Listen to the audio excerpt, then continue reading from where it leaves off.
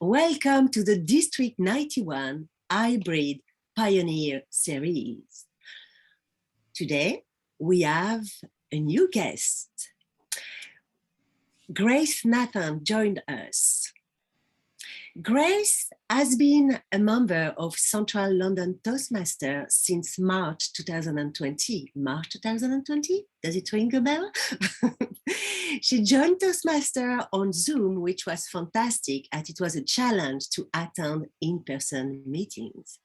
She has visited many clubs and helped out in many roles across various clubs. Grace joined Toastmasters to become a more confident speaker and career development. She is currently at level 4 of her presentation mastery pathway and is looking forward to continuing her Toastmaster journey, as she also is currently Vice President of Public Relations of Central London Toastmasters. Welcome, Grace. Thank you. So I am with Dawodu, and he will ask the first few questions. Up to you, Mo. Thank you very much, Annelise, and welcome, Grace. Thanks for joining us today. Thank you. I have the pleasure of asking you the first question, and the question is, how did you go about the process of embarking on hybrid meetings, and why? Thank you for that question, Mo. So I would start first and foremost by highlighting back when I joined my club originally. One of the things that made me or gave me the opportunity to join Toastmasters was the fact that all the clubs were now on Zoom and everyone had to go on Zoom and meet on Zoom. So it's more accessible. So the moment things started to, I guess, start back up and open back up, I recommended to my club that there's something called a hybrid meeting where you are able to meet with everybody in person, but also those who can't make it in person can go on Zoom and still be part of the meeting. So with that, I was part of the group and I'd seen it on a few other different clubs, how they had gone about the process and what they had set up. And at the time, I'd been speaking to Annelise and a few other people in the hybrid committee.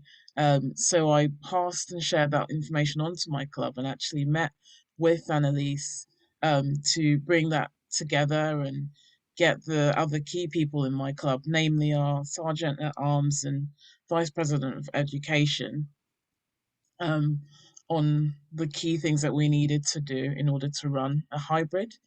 And I've been pushing it ever since, because one of the beautiful things about hybrid is you have people joining from, for example, we had someone join from America, which wouldn't have been possible pre-lockdown. So that is my key reason for why. Thank you very much. You are actually what I would call a proper hybrid pioneer, because you recommended it to your club, you did research, you visited lots of other clubs, and you've been a member primarily online. And that's quite interesting. So thanks for that. And obviously the journey is continuing well at your club. So the one question now really is, after recommending this to your club, was the first hybrid meeting easier or more difficult than you thought, and why? Considering you've seen this at other clubs you visited, was it easier or more difficult than you thought, your first hybrid meeting? That's a good question. It was more difficult because people at the time, it was kind of, everyone was in the mindset of, now we can go out, we can be together in real life, we don't have to be the little small faces on a box on Zoom. So people kind of didn't believe it would be something that would work.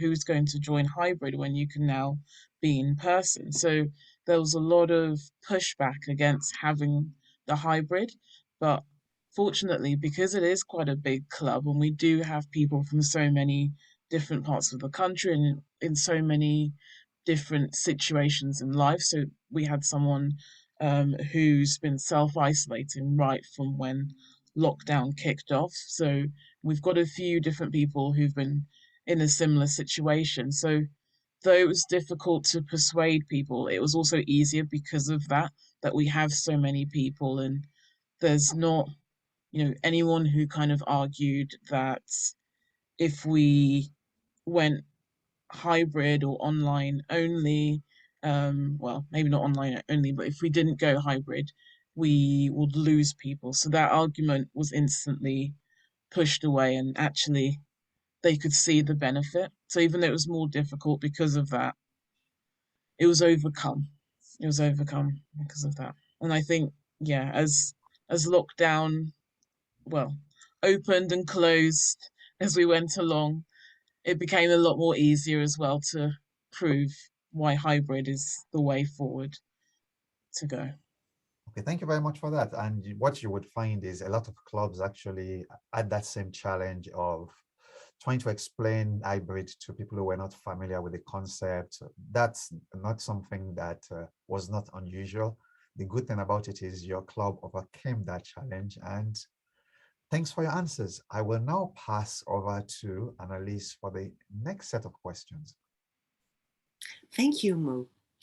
Grace, you spoke about your experience, and this is really interesting. Now, what, in your view, are the critical essential to guarantee successful Toastmaster hybrid meetings? This is a great question because it's something that we learn each week that we have a hybrid meeting. I'm going to go with our Toastmaster power of three. So I'll attempt to list three offhand. So I guess the first one that I've noticed is sound.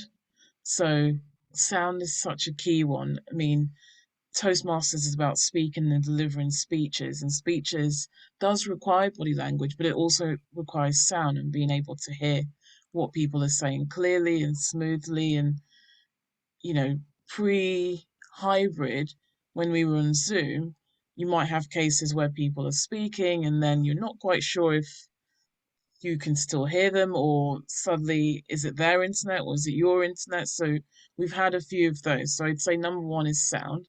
Then number two, for hybrid, is with our club now being in real life as well as online, is creating that unified experience.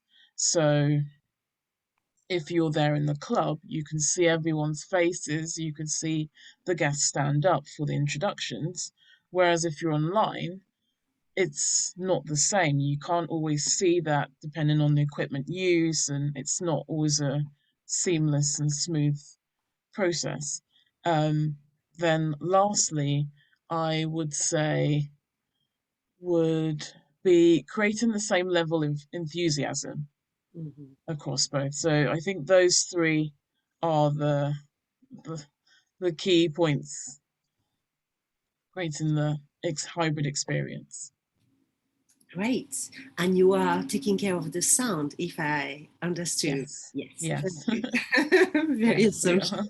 Yeah. Is there any positive that hybrid meetings have provided that neither online or in person could have? Yes, I would say there are positives. The biggest probably is being able to have people from across the pond or a different country. Recently we had someone from Sri Lanka join us, and then other times we've had people from Nigeria, and I think we had someone from India as well another week. So that is absolutely positive, as well as people from the US. That for me is an absolute positive because, it's I've missed going on holiday, traveling and seeing the world, and being able to hear those different voices and hear people's experience and speak to them after, I think is probably the biggest positive, and they can see us and we can see them. That's my number one positive from the hybrid. Okay, so it's just as a curiosity, how many members do you have in the room during your meetings? I think on a previous week we've had about 20 plus in the Wow, room. So there's quite a few people in the room that's a very captured. good number. Yeah. Yeah. So it's really, and how many people online? It varies and it varies. So I I would kind of put a asterisk around it. So it varies from anything between um 2 to 6 or 8. So it varies.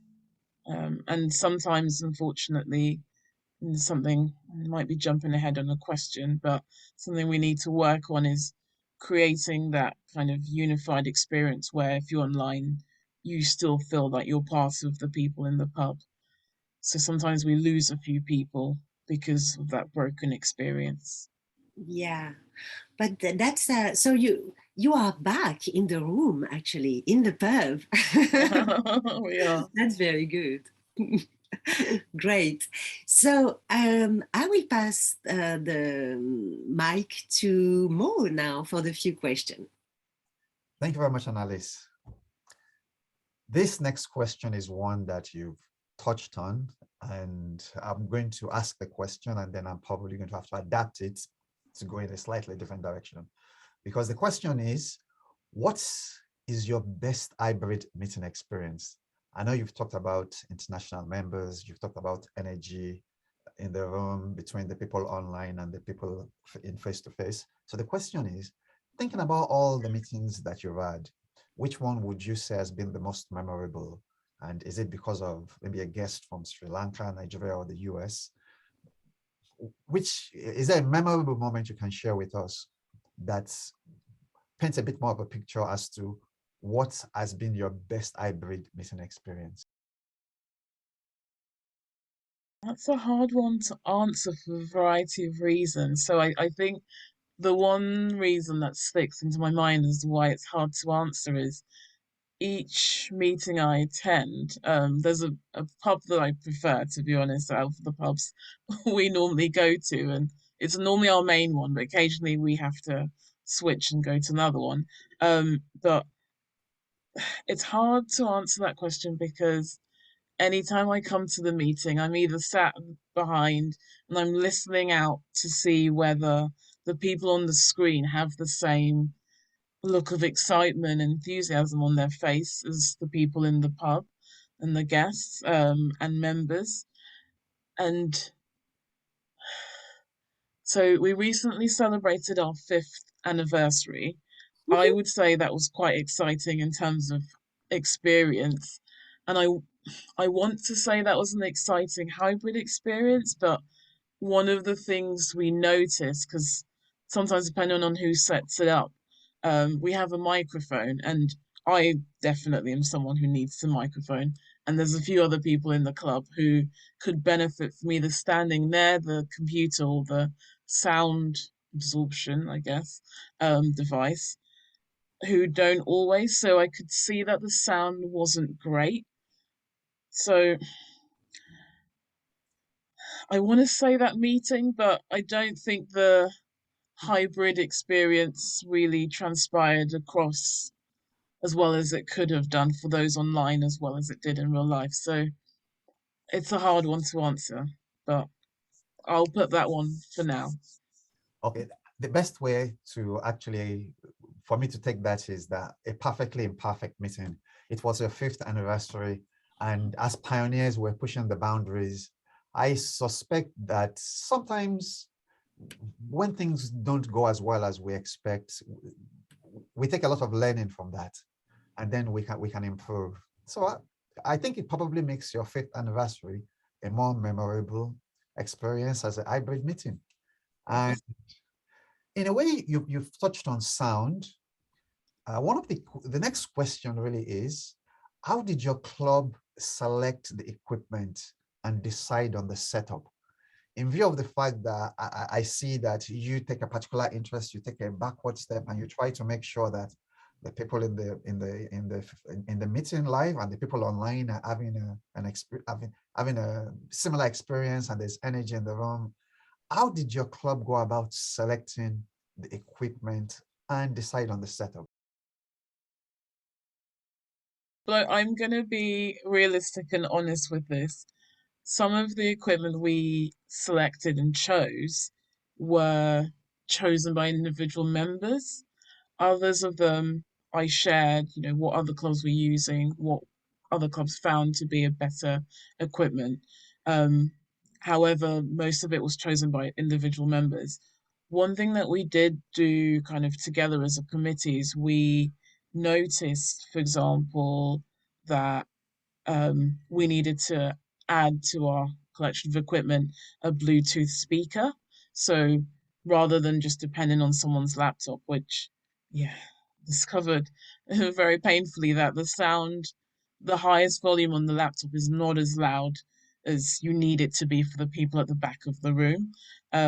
Additionally, what we try and do on days, I would say our good meeting days where we've got enough people and we've got enough people who know how the Zoom process works, is to set up two laptops. So it could be whoever turns up first, it could be their personal laptop or their work laptop, whichever one. It doesn't matter as much in terms of that equipment, is to set up a laptop at the front so you've got the speaker view, and then one at the back for the timer, and also the back of the room so you could see people coming in, and likewise people online can see when guests stand up, who they are and who's talking and so on. Um, One thing I would say is I think it's our Sergeant at Arms who got this piece of equipment. We have a microphone as well, which we use for people when they speak, and it's particularly long. So one of the recommendations we're doing or going with now is to bring that microphone forward. So when we have the guests stand up for the guest introductions, we can actually bring the microphone closer to them as they speak. So they don't have to move from where they're sat or anything, they just have to stand up. And we could bring it closer so that everyone online can hear what those in the pub can also hear. So that's how we decided or thought about it. Some of it's a bit of a whim, but for each meeting, there's a learning to take away of, oh, we could have done that a lot better. And yeah, so we're constantly learning. Thank you very much. And I would say to you at Ken Speakers, it's the same for us. We've been running hybrid now for about 6 months and we're still learning. So thanks for that. I will now pass on to Annelise for the next set of questions. Over to you, Annelise. Thank you, Mo. So you are speaking about learning, so perfect topic to follow up with my next question, which is, what transferable skills do you think our member can develop by running hybrid meetings? Great question. So I've been someone who just love technology and computers and so on. And I think one of the things that is perhaps the most and best transferable skills is running online meetings and getting familiar with Zoom and Teams and the, I don't know, the different meeting platforms that we now have, because with the way things are going, I don't think, any of these products or platforms are going away.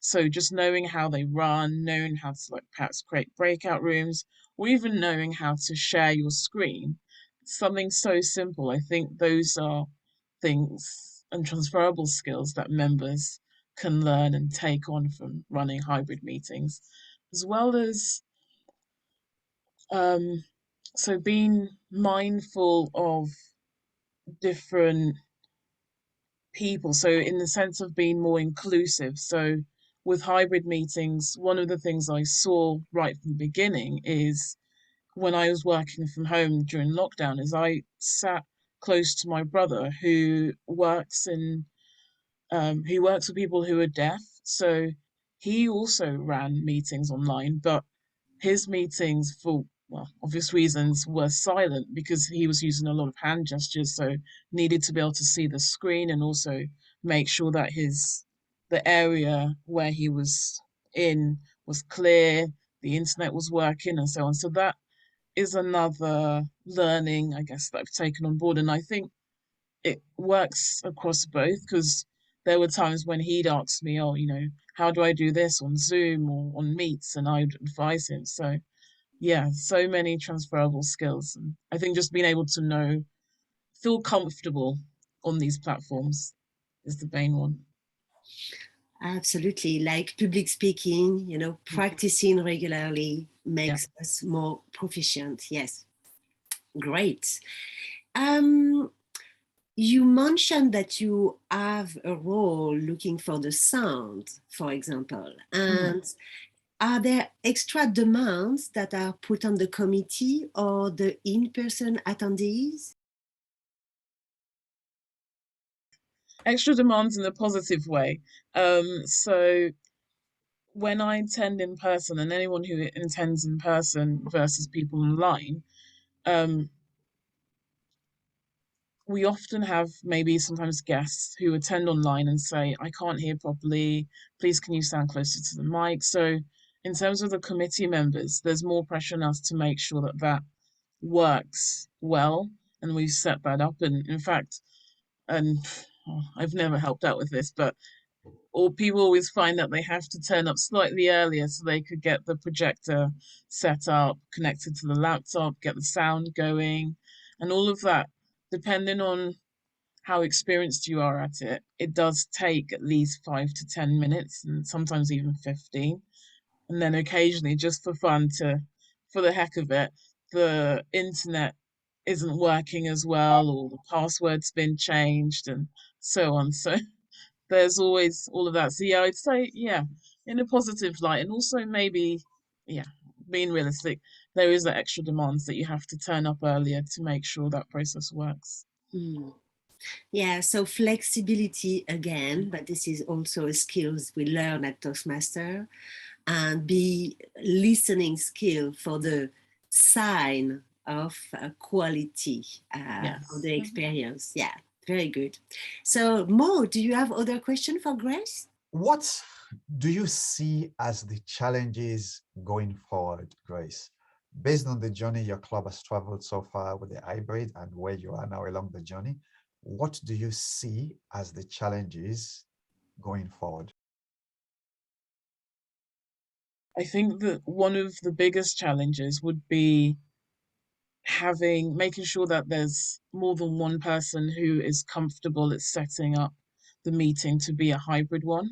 The moment we've got kind of one person who knows it in and out, so that when they're not there, it's almost a panic for everyone else, but we do get it that it's that panic. So I think that would be our biggest challenge, making sure that there's more people who are not even knowledgeable but comfortable doing it. They don't have a panic, there's no kind of worry about anything. So the comfort in that.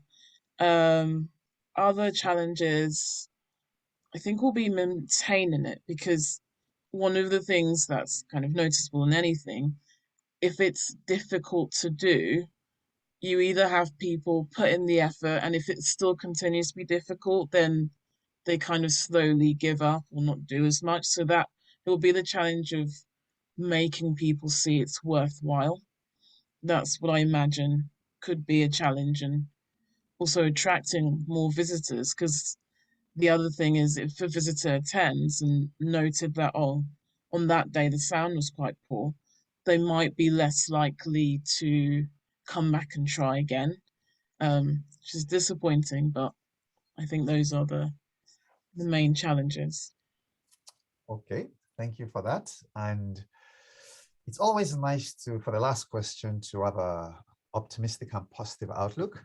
And so one of the two things I will reference is that you've talked about a unified experience in terms of, that's a takeaway for me, which is a good one. And when you were talking about transferable skills, you mentioned being more comfortable in this space, online and managing the meetings. So really, the last question is, what is the best possible outlook you could predict or expect with hybrid meetings this year? I think just as you were saying that, I had a few kind of flashbacks come to mind. So I was part of another club and they mainly met online, but noticed that they'd lost a few members because they weren't meeting in person. So, with that in mind, I would say the first and foremost possible outlook would be that more clubs go hybrid. And then, secondly, because that's slightly unrealistic, is having hybrid be something that maybe is quite easy to set up and people just have like a list or takeaway. Like, I guess perhaps thinking of the way they've created the Speechcraft, where it's like it's almost like a package. You just buy it, you have it set up, you know exactly how to run it, you know who you need at what point, you know when you need it, you know what to do each week. You can provide feedback. It's handed to you, but you can still uh, manipulate it to tailor it to what you want to do and, you know, tailor it to your club and who you are in that club and the people you've gotten. So I think those will be the two possible outlooks. More clubs going hybrid because it would be extremely fun to visit more clubs. It's always fun to visit clubs in other countries that might not never travel to or wouldn't be able to go to as easily. And to having that kind of packaged, flat pack, easy to roll with hybrid setup. Thank you, thank you, thank you. As a Toastmaster, you have to put in a rule of three somewhere. So hopefully 3 thank yous does count. my, take, my takeaway from that essentially is that having a process in place that is simple enough for people to be able to follow. I would say for the hybrid meeting setup to be demystified or for it to become the norm, to be no different from a normal Zoom meeting or in-person meeting. And that is something that as members of the hybrid committee, that is something that we are looking forward to and we keep working towards. And this interview is a part of that process. Sharing your story has been quite interesting. And I'm sure some people will find some knowledge and some inspiration and be entertained by what it is we have been able to do with this interview. So in a way, I would like on behalf of the committee to say thank you for joining us today. Any last words from you, Annelise? And who knows, we might even get Marta, who is silently in the background, to say 1 or 2 quick words. So, Annelise? Thank you very much, Grace. Yeah, it has been a pleasure at the beginning of your process to share what has been practiced at witness speakers, for example, and it's about that. Yeah, people that feel confident to run hybrid meetings do so, and then they share their experience with other people as well, and maybe exchange best practice. So that's very helpful for everybody. Thanks a lot for coming to us, and see you soon. Marta? Yes, it is really enlightening to listen to Grace's experiences, especially that she has come in this fresh with this fresh attitude. Oh, it's good. We are on Zoom now. We are coming to hybrid, and yes, let's do it. So I love that positive attitude and that assisting of others, sharing her knowledge. It really shines through the interview, and it's really a pleasure to be a part of it, to listen about it. Yes, it's wonderful, motivating. Thank you very much, Matt. If somebody wants to visit Central London Toastmasters, where do they find you? How do they find you? When do you meet? Right, so we meet every Thursday evening at 6:30, and they can find us on Eventbrite, Meetup. I believe we might have a few posts knocking around on LinkedIn, but we're also on Facebook as well. So if they search for Central London Toastmasters Thursday meeting, they will find us. And thank you all so much for this opportunity. So again, I would say thanks to Grace for joining us. This is a hybrid Pioneer series interview. There are loads of these interviews on the D91 YouTube channel. Please go and watch them. Or the next interview will be coming to you sometime soon. Thanks for joining us.